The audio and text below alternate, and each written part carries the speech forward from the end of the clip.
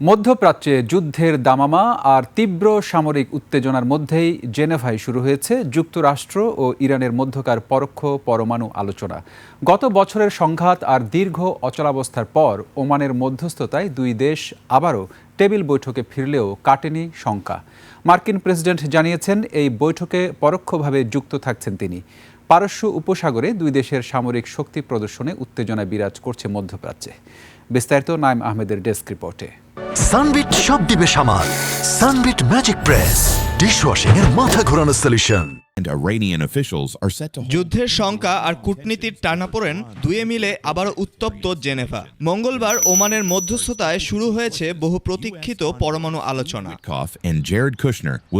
কোনো মুখোমুখি সাক্ষাৎ নয়, বরং ওমানি মধ্যস্থতাকারীদের মাধ্যমে চলছে পরোক্ষ এই দর কষাকষি।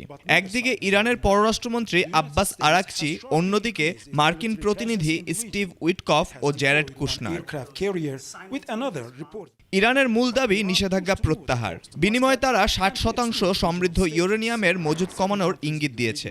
তবে বিপত্তি বেঁধেছে জিরো এনরিচমেন্ট বা ইউরেনিয়াম সমৃদ্ধকরণ পুরোপুরি বন্ধের মার্কিন দাবি নিয়ে।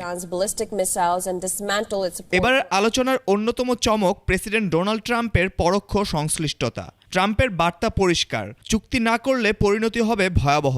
গত বছরের অপারেশন মিডনাইট হ্যামারের কথা মনে করিয়ে দিয়ে তিনি স্পষ্ট করেছেন ইরানকে এবার সমঝোতায় আসতেই হবে। কিন্তু আলোচনার টেবিলের চিত্রটা ভিন্ন। পারস্য উপসাগরে মার্কিন রণতরী USS জেরাল্ড আর ফোর্ডের অবস্থান, আর বিপরীতে ইরানের লাইভ ফায়ার নৌমহড়া যুদ্ধ পরিস্থিতিকেই উস্কে দিচ্ছে।